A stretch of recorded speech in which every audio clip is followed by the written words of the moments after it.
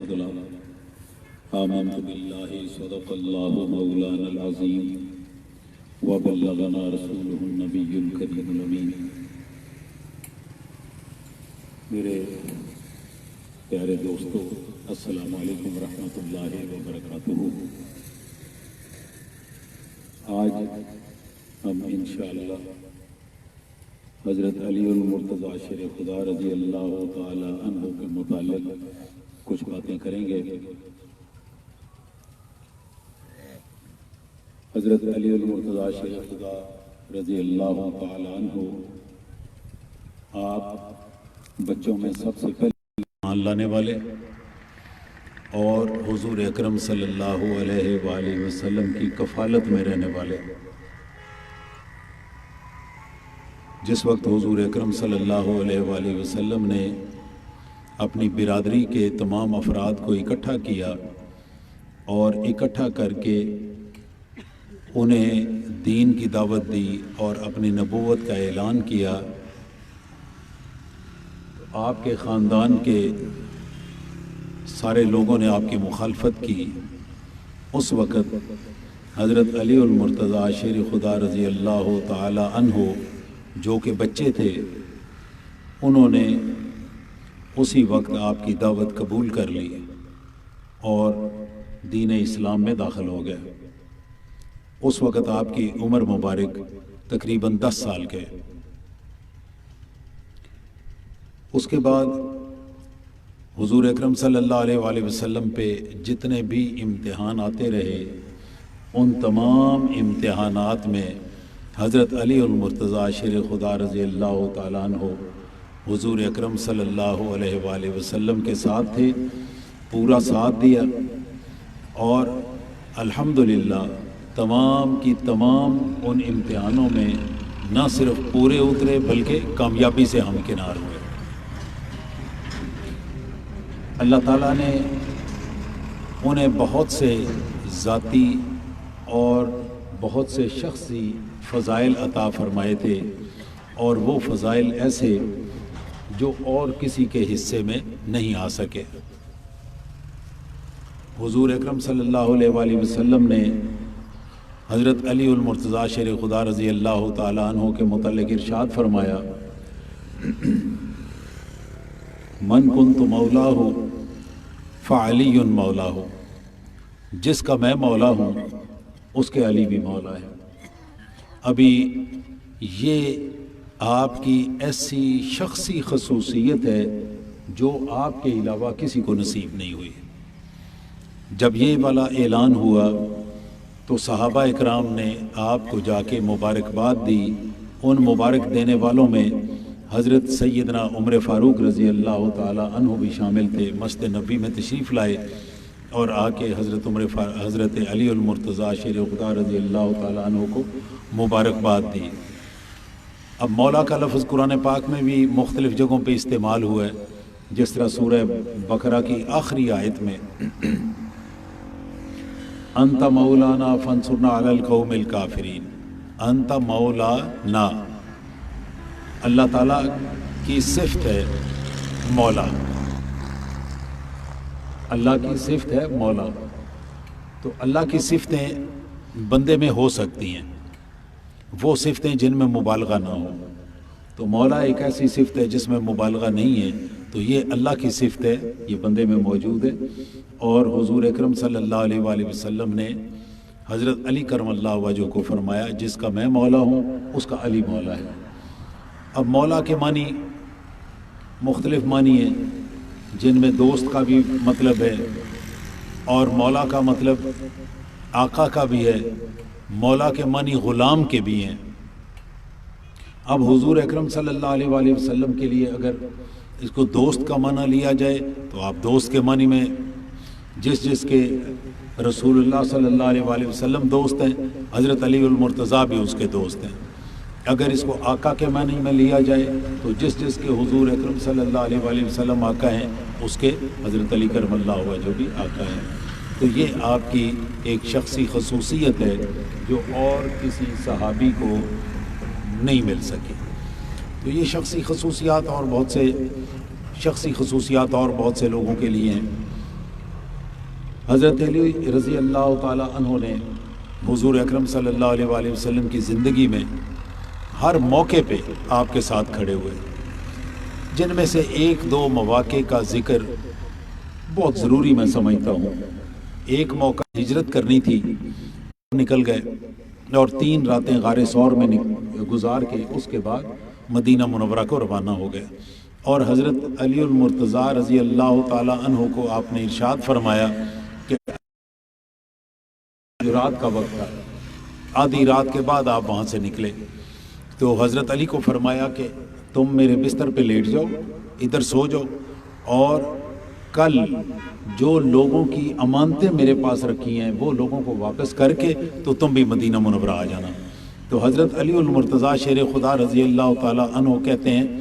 کہ مجھے ساری زندگی میں سوتے ہوئے کل اس کی امانتیں دے کے واپس آنا، تو مجھے آج کی رات ایک واحد رات ہے زندگی کی جس میں مجھے یقین تھا کہ آج کی رات میری موت نہیں آنی ہے۔ تو آپ بڑے سکون سے سوئے، حالانکہ دشمن دروازے پہ کھڑا ہوا تھا اور یہ خدشہ بھی تھا کہ وہ آ کے کوئی ایسی ویسی حرکت نہ کریں، آپ کو خدا نخواستہ شہید کرنے کی کوشش نہ کریں۔ تو یہ ایک واقعہ انتہائی خوبصورت اور اہم۔ زمانے میں رواج تھا کہ باقاعدہ جنگ شروع ہونے سے پہلے ایک بندہ ایک طرف سے نکلتا، دوسرا دوسری طرف سے نکلتا، وہ دونوں کے دونوں مقابلہ کرتے، ان میں سے ایک مارا جاتا، ایک بچ جاتا، اس کے بعد پھر عام جنگ شروع ہوتی تھی، دوسرا آتا، پھر مقابلہ ہوتا۔ آپ ان تمام جنگوں میں عام طور پہ ان لوگوں میں سے تھے جو سب سے پہلے مسلمانوں کی طرف سے نکلتے، ان کے مقابلے میں جو بھی کوئی کافر آتا اس کو وہ مارا جاتا۔ حضرت علی کرم اللہ وجہ کو اللہ تعالیٰ نے دلیری اور لڑائی کا وہ فن عطا فرمایا تھا جو شاید بہت ہی کم لوگوں کے حصے میں آیا۔ اس کے بعد آپ کے ساتھ بہت سارے واقعات پیش آتے رہے، لیکن ایک واقعہ جو میں سمجھتا ہوں کہ حضرت علی کرم اللہ وجہ کی شان میں ایسا خوبصورت واقعہ جو ان کے بعد کسی اور شخص کے حصے میں نہیں آ سکا، جس وقت مکہ مکرمہ فتح ہو گیا۔ مکہ مکرمہ کی فتح کے بعد مکہ شریف میں بیت اللہ شریف میں بت رکھے ہوئے تھے، 360 کا عدد مشہور ہے کہ اتنے بت رکھے ہوئے تھے، کوئی بڑے ہوتے ہوں گے کوئی چھوٹے ہوں گے، سارے کے سارے بت ادھر رکھے تھے، لوگ اس کی پوجا کرتے تھے۔ جس وقت حضور اکرم صلی اللہ علیہ وآلہ وسلم مکہ مکرمہ فتح کرنے کے بعد بیت اللہ شریف میں داخل ہوئے تو آپ نے بت گرانے شروع کر دیے۔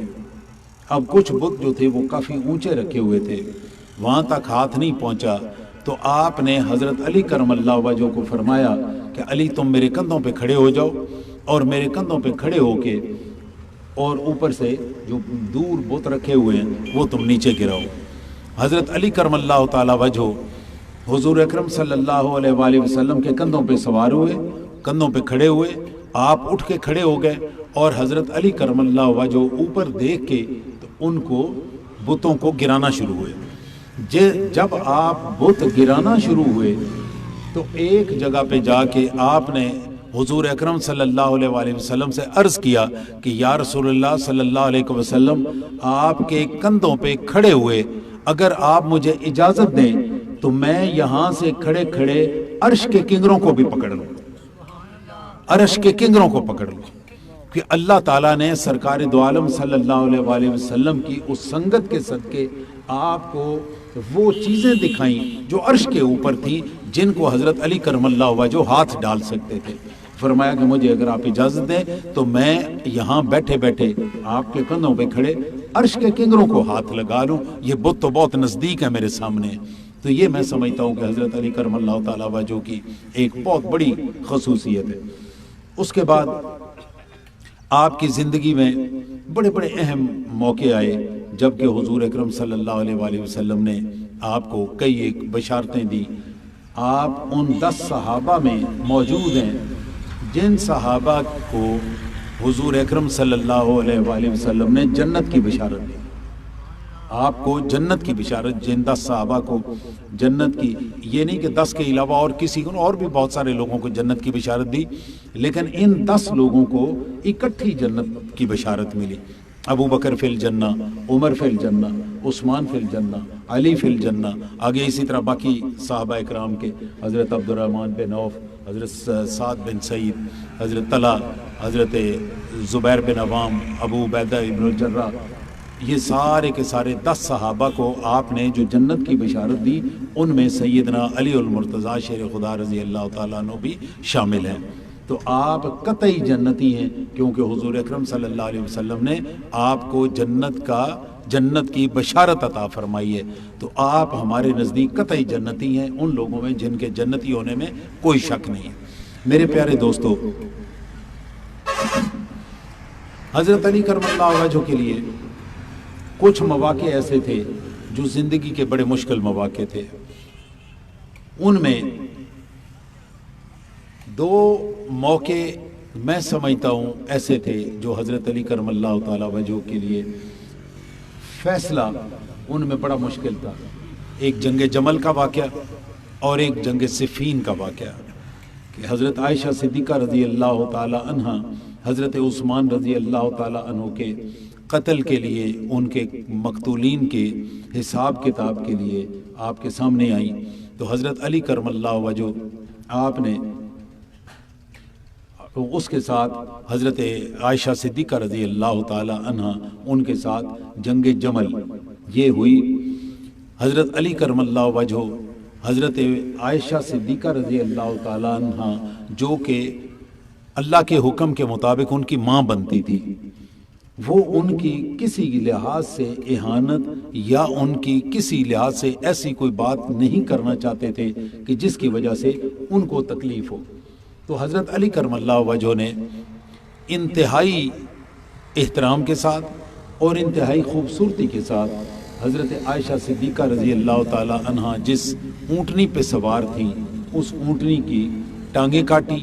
حضرت عائشہ صدیقہ رضی اللہ تعالی عنہ کو انتہائی عزت و احترام کے ساتھ مدینہ منورہ کو روانہ کیا، اور حضرت عائشہ صدیقہ رضی اللہ تعالی عنہ آپ کہا کرتی تھیں کہ مجھے غلطی لگی، میں نے حضور اکرم صلی اللہ علیہ وآلہ وسلم سے سنا تھا کہ میں ایک جنگ کے لیے نکلوں گی، اور جب فلاں بستی میں پہنچوں گی تو اس بستی کے کتے مجھے بھونکیں گے۔ تو جب میں نے اس بستی کا نام پوچھا تو پتہ چلا یہ وہی بستی ہے، مجھے اندازہ ہو گیا کہ علی حق پہ ہے، علی حق پہ ہے۔ تو حضرت عائشہ صدیقہ رضی اللہ تعالی عنہا نے وہاں سے بعد میں اس میں توبہ بھی کی، اور جو بھی اس موقع پہ یہ ہوا اس سارے کے لیے آپ ساری عمر کے لیے پشیمان بھی رہے کہ یہ میرے سے ہوا۔ اسی طرح سے جنگ صفین، میں سمجھتا ہوں کہ حضرت علی کرم اللہ تعالی وجہ کے لیے یہ بڑے مشکل فیصلے تھے، لیکن بہرحال وہ فیصلے، وقت ایسا تھا کہ وہ فیصلے انہیں کرنے پڑے، اور انہوں نے، میں سمجھتا ہوں کہ درست فیصلے کیے حضرت علی کرم اللہ وجہ نے۔ اس کے بعد اور بھی مواقع پہ ایک جو موقع بڑا مشکل موقع تھا، وہ ایک بہت ہی مشکل فیصلہ تھا، جب آپ نے مدینہ منورہ چھوڑ کر اور کوفہ جانے کا فیصلہ کیا۔ یہ بھی ایک بڑا مشکل فیصلہ تھا، لیکن کہانی یہ تھی کہ حضرت علی المرتضیٰ شیر خدا رضی اللہ تعالیٰ عنہ آپ یہ نہیں چاہتے تھے کہ مدینہ منورہ میں کسی قسم کی خون ریزی ہو، مدینہ منورہ کی گلیوں میں کسی قسم کا خون بہے، تو آپ یہ نہیں چاہتے تھے۔ چنانچہ آپ نے اس موقع پہ صحابہ کرام کے ساتھ مشورہ کر کے تو الٹیمیٹلی مدینہ منورہ سے کوفہ کو کوچ کیا۔ 2.5 سال آپ نے اپنی خلافت مدینہ منورہ میں کی، اور اگلے جو 2.5 سال تھے وہ کوفہ میں کی۔ میں سمجھتا ہوں کہ حضرت علی کرم اللہ تعالی وجہ کے لیے یہ فیصلہ دشوار تو تھا ہی، لیکن انتہائی مدبرانہ فیصلہ تھا کہ مدینہ منورہ میں اگر کسی قسم کی کوئی خون ریزی ہوتی، حضرت عثمان غنی رضی اللہ تعالیٰ عنہ شہید ہو گئے، لیکن انہوں نے مدینہ منورہ میں اپنی نہ فوج بلانے کی، کوئی 40 کلومیٹر کے فاصلے پہ ان کی فوج موجود تھی. لوگوں نے کہا بھی کہ آپ فوج بلوا لیں، لیکن آپ نے انکار کر دیا کہ مدینہ منورہ کی گلیوں میں کسی قسم کی خونریزی نہیں چاہتا. تو وہ خونریزی انہوں نے نہیں ہونے دی، خود شہید ہو گئے، اپنی بیوی کی انگلیاں کٹوا دی، لیکن آپ نے خونریزی نہیں ہونے دی. اور حضرت علی کرم اللہ وجہہ نے مدینہ منورہ سے جو یہ کوفہ کا فیصلہ کیا، میں سمجھتا ہوں کہ اس کی بنیاد یہی چیز تھی کہ مدینہ منورہ میں کسی قسم کا کوئی فتنہ نہ ہو یہاں. اور آپ اندازہ کیجئے کہ آج اس واقعے کو 1400 سال سے اوپر کا وقت گزر گیا. مدینہ منورہ دوبارہ کسی نے بھی اپنا دارالخلافہ نہیں بنایا. مدینہ منورہ دوبارہ دارالخلافہ نہیں بنا. آج بھی اگر دیکھیں تو دارالخلافہ سعودی عرب کا کون سا ہے؟ ریاض. وہ بھی ریاض شہر ہے، مدینہ منورہ نہیں ہے. جب حضرت علی کرم اللہ تعالی وجہ کی شہادت کے بعد حضرت امیر معاویہ رضی اللہ تعالی عنہ نے حکومت سنبھالی تو انہوں نے دمشق اپنا وہ بنایا، شام کا جو کیپٹل ہے اس کو اپنا دارالخلافہ بنایا. ان کے بعد عباسی آئے، انہوں نے بغداد کا شہر آباد کیا اور وہاں پہ خلافت رکھی. ان کے بعد جب عثمانی خلافت بنی تو انہوں نے ترکی میں جو وہ تھا استنبول، جس کو آج آپ استنبول کہتے ہیں، اس زمانے میں اسے قسطنطینہ کہتے تھے، تو قسطنطینہ کو انہوں نے اپنا. تو مدینہ منورہ دوبارہ خلافت کا مرکز نہیں بنا. اور اس کی زیادہ تر وجہ میرے خیال میں یہی ہے کہ کیپٹل ہونے کی وجہ سے کئی ایک چیزیں ایسی، مثلا آج کل کے دور میں ایک قانون ہے کہ مدینہ منورہ کے حرم میں اور مکہ مکرمہ کے حرم میں کسی کافر کا داخلہ منع ہے. وہ غیر مسلم کوئی بھی ہو، کسی بھی لیول کا ہو، اس کو حرم کی حدود میں داخلے کی اجازت نہیں ہے. جب آپ مکہ مکرمہ میں جاتے ہیں تو مکہ مکرمہ سے باہر بورڈ لگا ہوا ہے کہ یہاں سے آگے غیر مسلم کا داخلہ منع ہے. بالکل ایسے ہی جب آپ مدینہ منورہ میں جاتے ہیں تو حرم کی حدود کے باہر وہاں پہ بھی بورڈ لگا ہوا ہے کہ یہاں سے آگے کسی بھی غیر مسلم کا داخلہ منع ہے. جس وقت آپ اس کو کیپٹل بنائیں گے تو کیپٹل بنانے کے ساتھ وہاں پہ سفارت خانے بنیں گے. جب سفارت خانے بنیں گے تو ان سفارت خانوں میں غیر مسلموں کے بھی سفارت خانے ہوں گے، صرف مسلمانوں کے تو نہیں ہوں گے. اور غیر مسلم کو حرم شریف میں آنے کی حرم شریف کے اندر کی نہیں بات کر رہا، حرم کی حدود کی بات کر رہا ہوں. حرم کی حدود تو بہت وسیع ہے نا. حرم شریف تو ہم اس مسجد نبوی کو اور حضور اکرم صلی اللہ علیہ وسلم کے روضہ پاک کی جگہ کو عام طور پہ کہا جاتا ہے. جو حرم کی حدود ہیں وہ بہت باہر سے شروع ہوتی ہیں. تقریباً آپ کہہ لیجئے کہ مدینہ منورہ کی کوئی 45 کلومیٹر کی جو حدود ہیں وہ حرم کی حدود کہلاتی ہیں، بالکل اتنی یا اس سے کچھ زیادہ مکہ مکرمہ کی. تو اس حدود میں یہ لوگ داخل نہیں ہو سکتے. جبکہ ہمارے ہاں جتنے بھی سفارت خانے ہیں ان میں مسلمان بھی ہوں گے، غیر مسلم بھی ہوں گے. تو حضرت علی کرم اللہ تعالی وجہ نے یہ فیصلہ کر کے میں سمجھتا ہوں کہ آنے والی حکومتوں کے لیے ایک آسانی پیدا کر دی تاکہ وہ بھی اس میں کل کو پریشان نہ ہوں، اور ان کے لیے یہ آسانی پیدا کر دی. اور آج تک آپ دیکھیے کہ مدینہ منورہ دوبارہ دارالخلافہ نہیں بن سکا. اور شاید جب امام مہدی جب آئے اس وقت مدینہ منورہ کی کوئی آبادی اس جگہ تک پہنچے تو میں نہیں کہہ سکتا، لیکن فی الوقت ابھی تک یا مستقبل قریب میں کسی جگہ پہ بھی ہمیں مدینہ منورہ یا مکہ مکرمہ دارالخلافہ بنتے ہوئے نظر نہیں آتے. تو یہ آپ کے ماشاءاللہ بڑے خوبصورت فیصلے تھے. پھر آپ کی شان کے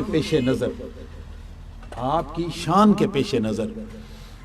اللہ تعالیٰ نے اور اللہ کے رسول نے انہیں حضور اکرم صلی اللہ علیہ وآلہ وسلم کی سب سے چہیتی اور سب سے پیاری صاحبزادی سیدہ فاطمہ الزہرا رضی اللہ تعالی عنہا وہ حضرت علی کے نکاح میں دی. اور بھی لوگ سیدہ فاطمہ الزہرا رضی اللہ تعالی عنہا کے ساتھ نکاح چاہتے تھے، انہوں نے اپنی خواہشوں کا اظہار بھی کیا، لیکن سرکار دو عالم صلی اللہ علیہ وآلہ وسلم نے ان کا رشتہ کس کے لیے منظور فرمایا؟ حضرت علی المرتضیٰ شیر خدا رضی اللہ تعالیٰ عنہ. اب اللہ تعالیٰ کی شان ہے اللہ تعالیٰ کی دین ہے، اس کی یہ عطا ہے۔ آپ کی جو بڑی 3 صاحبزادیاں تھیں، جن میں سیدہ زینب، سیدہ رقیہ، سیدہ ام کلثوم رضی اللہ تعالی عنہن، یہ تینوں کی تینوں صاحبزادیاں، ان میں صرف ایک بیٹے حضرت عثمان کے گھر پیدا ہوئے جو 7 سال کی عمر میں ان کا انتقال ہو گیا۔ ان کے علاوہ اور کسی کے ہاں اولاد نہیں ہوئی۔ سیدہ فاطمہ الزہرا رضی اللہ تعالی عنہا، آپ کو اللہ تعالیٰ نے 3 بیٹے اور 2 بیٹیاں عطا فرمائیں۔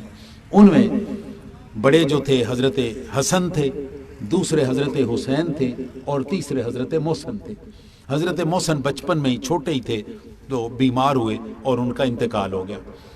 2 صاحبزادیاں تھیں آپ کی، جن صاحبزادیوں میں ایک حضرت زینب تھی اور دوسری غالباً حضرت کلثوم تھی۔ یہ صاحبزادیاں اور 3 صاحبزادے، یہ حضرت فاطمہ الزہرا رضی اللہ تعالی عنہا آپ کی طرف اللہ تعالیٰ نے عنایت فرمائے، اور الحمدللہ یہ سارے کے سارے حضرت علی کرم اللہ تعالی وجہ کی سیرت پہ چلنے والے اور آپ کی شان کے مطابق چلنے والے تھے۔ حضرت امام حسن رضی اللہ تعالیٰ عنہ، آپ انتہائی زیرک اور بہت ذہین آدمی تھے اور بڑے پیار کرنے والے آدمی تھے۔ ان کی طبیعت میں غصہ نہیں تھا، بہت ہی کم غصہ نہیں تھا، جذباتی نہیں تھے، بڑے سوچ سمجھ کے فیصلہ کرنے والے تھے۔ حضرت امام حسین رضی اللہ تعالیٰ عنہ انتہائی زیرک، انتہائی دور اندیش اور بڑے خوبصورتی سے فیصلے کرنے والے اور بڑے دلیر آدمی تھے۔ دلیری تو ان کے خون میں موجود ہے، اس میں تو حضرت امام حسن بھی دلیری میں پیچھے نہیں تھے، وہ بھی بڑے دلیر آدمی تھے۔ پھر ان کی خواتین یہ بھی اتنی دلیر تھی، ان میں بھی کسی قسم کی کوئی ان میں کمی کجی نہیں تھی، ماشاءاللہ بہت ہی اچھی خواتین۔ اور ان کی پوری سیرت انشاءاللہ اللہ نے موقع دیا، میں ان کی سیرت کے اوپر الگ الگ، حضرت امام حسن کی، حضرت امام حسین، حضرت زینب، ان سب کی انشاءاللہ تعالی اللہ تعالیٰ توفیق دے گا، ان سب پہ الگ الگ میں آپ کے سامنے کوئی باتیں کروں گا۔ آج چونکہ موقع حضرت علی کرم اللہ تعالیٰ وجہ کا ہے، تو حضرت علی کرم اللہ تعالیٰ وجہ، آپ کی شانوں میں سے ایک شان یہ تھی کہ آپ نے سرکار دو عالم صلی اللہ علیہ وآلہ وسلم کے بعد حضرت ابو بکر صدیق، حضرت عمر فاروق، حضرت عثمان غنی رضی اللہ تعالی عنہم کے ساتھ انتہائی پیار کا اور انتہائی محبت کے ساتھ اپنا وقت گزارا۔ ان کے ساتھ آپ کہا کرتے تھے، کسی نے آپ سے پوچھا کہ آپ کے وقت پہلے جو خلفاء تھے ان کے دور میں بڑا امن اور سکون تھا، آپ کے دور میں امن اور سکون نہیں تھا، تو آپ نے بڑا خوبصورت جملہ ارشاد فرمایا۔ آپ نے فرمایا کہ ان کے ساتھ علی وزیر تھا، ان کے مشیروں میں، ان کے وزیروں میں علی جیسے لوگ تھے، اور میرے وزیروں میں تم لوگ شامل ہو، اس لیے ان کا دور پرسکون تھا کہ ان کے ساتھ میں وزیر تھا، میں مشورے دینے والا تھا، اور میرے ساتھ تمہارے جیسے لوگ مشورے دینے والے، اس لیے وہ بڑا امن اور سکون نہیں رہا۔ تو حضرت علی کرم اللہ تعالیٰ وجہ بے شمار مواقع پہ حضرت ابو بکر صدیق کے دور میں، حضرت عمر فاروق اور حضرت عثمان غنی رضی اللہ تعالیٰ عنہ کے دور میں انہوں نے ان کی خلافت چلانے کے لیے، دین اسلام کو قائم کرنے کے لیے ان کا بھرپور ساتھ دیا، اور ان کے ساتھ اتنا عرصہ گزارا، تقریباً 35 سال کا عرصہ ان حضرات کے ساتھ۔ حضرت ابوبکر صدیق کی خلافت 2.5 سال تھی تقریباً، حضرت عمر فاروق رضی اللہ تعالیٰ عنہ کی خلافت 10 سال تھی، حضرت عثمان غنی رضی اللہ تعالیٰ عنہ ان کی خلافت 13 سال تھی، اور حضرت علی المرتضیٰ شیر خدا رضی اللہ تعالیٰ عنہ کی خلافت کتنی تھی؟ 5 سال۔ اور ان کے بعد حضرت امام حسن رضی اللہ تعالیٰ، جنہیں ہم خلفائے راشدین میں شامل کرتے ہیں، ہم کرنے والے کون ہوتے ہیں؟ حضرت امام حسن خلفائے راشدین میں سے تھے، خلیفہ راشد تھے، آپ 5ویں خلیفہ راشد تھے، آپ کی رشد میں اور آپ کے خلیفہ راشد ہونے میں ہمیں کسی قسم کا کوئی شک نہیں ہے۔ تو 6 مہینے ان کی یہ ساری خلافت ملائیں تو 40 سال کا عرصہ بنتا ہے جو حضور اکرم صلی اللہ علیہ وآلہ وسلم نے بیان فرمایا۔ حضرت علی کرم اللہ تعالی وجہ، آپ اللہ تعالیٰ نے انہیں علم کا وہ مقام عطا فرمایا تھا جو اس امت میں شاید کسی اور کو مل سکا ہو۔ آپ کے سامنے قرآن پاک، حدیث مبارک، کوئی مسئلہ آتا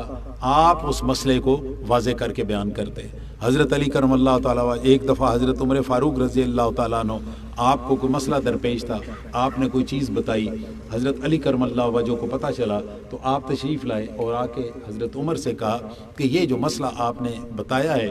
یہ اس طرح نہیں ہے، یہ اس طرح نہیں ہے، یہ اس کے بجائے یوں ہونا چاہیے تھا۔ تو حضرت عمر نے کہا کہ علی اس کے اوپر کوئی دلیل دو۔ تو حضرت علی کرم اللہ تعالیٰ وجہ نے قرآن پاک کی آیت اور حضور اکرم صلی اللہ علیہ وسلم کی کوئی حدیث مبارک پڑھی تو حضرت عمر نے فرمایا کہ علی جو تم جانتے ہو وہ باقی اور بندہ کوئی نہیں پہنچتا وہاں تک۔ تو حضرت علی کرم اللہ تعالیٰ وجہ کو اللہ تعالیٰ نے اپنے علم کی بہت انتہا عطا فرمائی تھی۔ آپ فرمایا کرتے تھے کہ پورے قرآن پاک کا خلاصہ بسم اللہ شریف میں ہے، اور بسم اللہ کا خلاصہ بسم اللہ کی بے میں ہے، اور بے کا سارا خلاصہ بے کے ایک نقطے میں ہے، اور آگے فرمایا کہ وہ بے کا ایک نقطہ علی کے دل کے ایک کونے میں ہے۔ ابھی آپ اندازہ فرمائیے کہ اگر قرآن پاک کا سارا علم ان کے ایک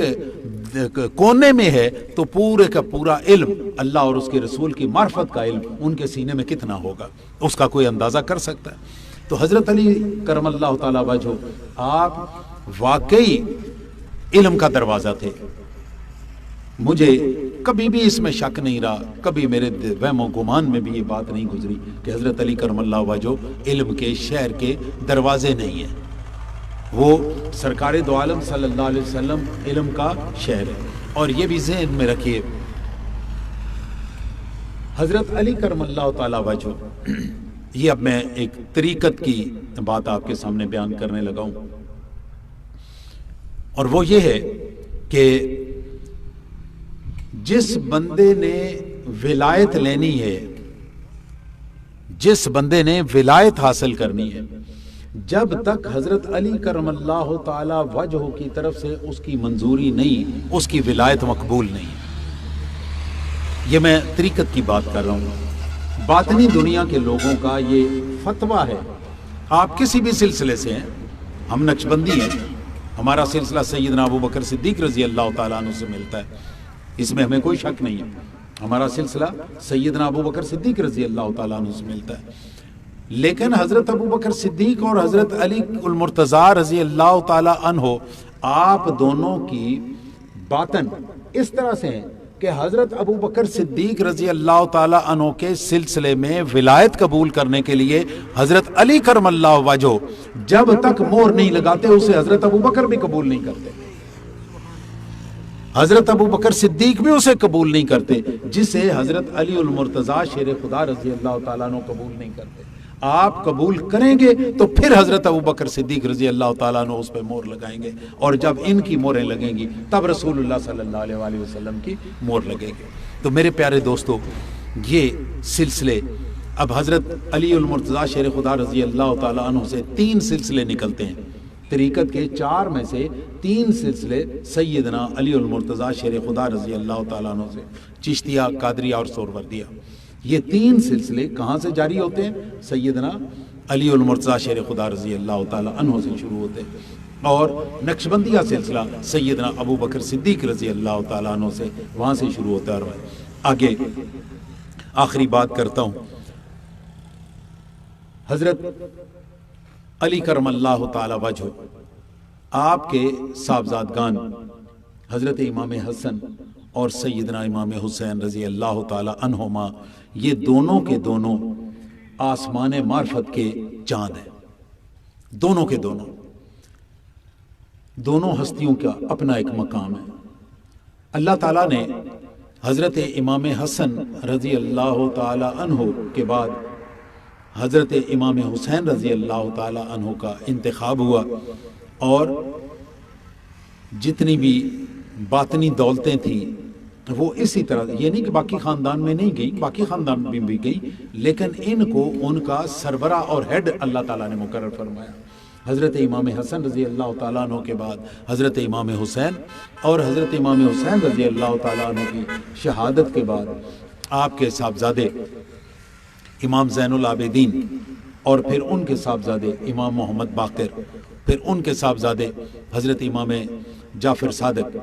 اور پھر ان کے صاحبزادے حضرت امام موسیٰ کاظم، پھر ان کے صاحبزادے حضرت امام علی رضا جن کا مزار مبارک مشہد میں، اور حضرت امام موسیٰ کاظم کا بغداد میں، اور حضرت امام جعفر صادق، اور حضرت امام ان کے والد امام محمد باقر، ان کا جنت البقیع میں سیدہ فاطمہ الزہرا رضی اللہ تعالی عنہا کے ساتھ ان کے مزار مبارک ہیں، اور امام علی رضا کے بعد حضرت امام تقی، پھر ان کے بیٹے حضرت امام نقی، اور ان کے بیٹے حضرت امام حسن عسکری رضی اللہ تعالی عنہم، یہ سارے کے سارے ان کی جو خاندانی، جنہیں ہم ائمہ اہل بیت بولتے ہیں، انہیں ہم ائمہ اہل بیت، یہ اہل بیت کے اماموں میں سے یہ چلتے چلتے حضرت امام حسن عسکری تک یہ پہنچے۔ یہ سارے کے سارے ان کے امام ہیں۔ ان کے بعد امام محمد المہدی، امام محمد جو 12ویں امام ان کے کہلاتے ہیں۔ اور ایک چیز ذہن میں رکھیے، یہ سارے کے سارے امام الحمدللہ ثم الحمدللہ ہمارے لیے باعث فخر ہے، یہ سارے کے سارے اہل سنت والجماعت تھے۔ یہ سارے کے سارے ایسے ہی نمازیں پڑھتے تھے، ایسے یہی اذان دیتے تھے جو آپ اور میں دیتے ہیں، یہ یہی نمازیں پڑھتے تھے جو ہم پڑھتے ہیں، یہ وضو ایسے ہی کرتے تھے جیسے آپ اور میں کرتے ہیں۔ ان کے مزارات پہ مجھے حضرت امام باقر، حضرت امام جعفر صادق، حضرت امام حسن اور حضرت امام علی رضا رضی اللہ تعالیٰ عنہم، ان ساروں کے مزارات پہ حاضری کا موقع ملا ہے۔ الحمدللہ ثم الحمدللہ ان سب کے مزارات پہ حاضری کا موقع ملا ہے۔ حضرت امام علی رضا رضی اللہ تعالیٰ عنہ، ان کے مزار مبارک کی حاضری کا میں نے پورے کا پورا منظر، اپنے ایک کتاب ہے، ابھی چھپی نہیں ہے لیکن اس کا مضمون میں نے، میرا یہ کون سا ڈائجسٹ تھا، رسالہ ہے نا، حکایت، لاہور سے پبلش ہوتا ہے، حکایت رسالے میں وہ سارا مضمون پبلش ہوا ہے۔ اور وہ حاضری ایسی حاضری ہے جو میں اکثر فخر سے بیان کرتا ہوں کہ ائمہ اہل بیت میں سے سارے کے سارے ہی بہت سخی ہیں، کوئی سخاوت میں کوئی بھی کم نہیں ہے، لیکن حضرت امام علی رضا رضی اللہ تعالیٰ عنہ، جن کے مزار مبارک پہ مجھے حاضری کا موقع ملا، کسی وقت میں انشاءاللہ ان کے حالات سناؤں گا تو اس حاضری کا آپ کو بھی منظر بیان کروں گا کہ اللہ تعالیٰ نے وہاں پہ اتنا رش ہوتا ہے، اتنا رش ہوتا ہے کہ میں واک اینڈ میں تھا تو میرے ایک ہیڈ کلرک تھے، ان کا نام تھا امیر شاہ، شیعہ تھے، وہ ہر سال حضرت امام رضا کے مزار کی حاضری کے لیے جایا کرتے تھے۔ تو جب میں جانے لگا تو میں ان سے مل کے گیا کہ وہاں کی کوئی معلومات لے لوں،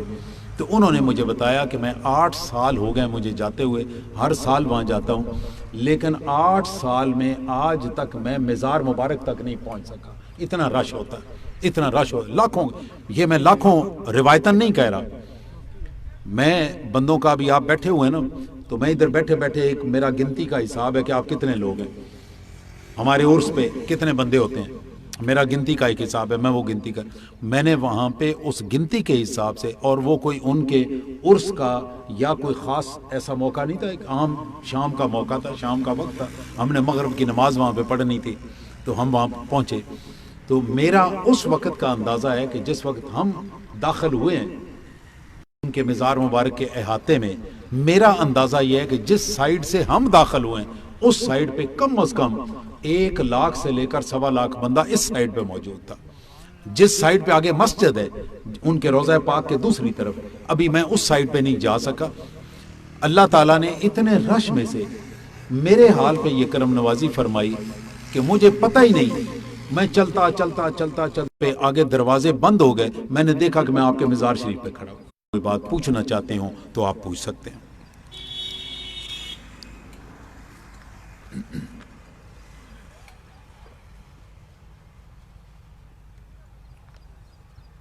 اگلے جمعے کو عرس مبارک ہے۔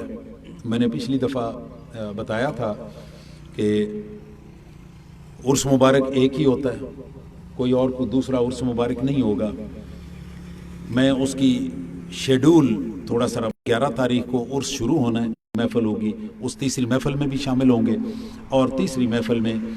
12 بجے کے قریب میں یہاں آ جاؤں گا، کیونکہ پھر جمعہ کا وقت ہے، جمعہ پڑھانا ہے، تو 12 بجے کے بعد میں یہاں ہوں گا، اور انشاءاللہ اس کے بعد میں یہیں پہ موجود رہوں گا۔ میں نے کہا یہ میں اپنا شیڈیول آپ کو بتا دوں، عرس ایک ہی ہے، وہی محفلیں جو عرس کی ہوتی ہیں وہ اسی طرح سے چلیں گے۔ اس کے بعد ایک اعلان میں نے کرنا ہے کہ شعبان، اگلا چاند جو ہے شعبان کا ہے، تو 15 شعبان جس کو آپ شب برات کہتے ہیں، وہ شب برات ہم انشاءاللہ تعالی عزیز یہاں پہ شب بیداری کا انتظام کریں گے، ساری رات جاگیں گے۔ آپ لوگ اپنا وقت نکال کے رات کو یہاں پہ تشریف لائیے، ہم یہاں پہ روشنی کا سارے کا سارا بندوبست کریں گے، اور صبح سحری کا انتظام بھی انشاءاللہ تعالی عزیز یہاں پہ کیا جائے گا، ہم اعلان کرتا رہوں گا۔ اس کے بعد ایک میں نے یہ اعلان کرنا ہے کہ بچیوں کا ہم نے درس شروع کیا، آپ کو معلوم ہے الحمدللہ پچھلی دفعہ کو 50 کے قریب خواتین تھیں پچھلے درس میں، یہ میرا دوسرا درس تھا سورہ نساء۔ مردوں کو تو میں 2 دفعہ پڑھا چکا ہوں، ابھی میں نے بچیوں کے لیے شروع کی ہوئی ہے۔ شعیب کے گھر پہ ہفتے کے دن، کل ابھی ہفتہ ہے، ہفتے کے دن 10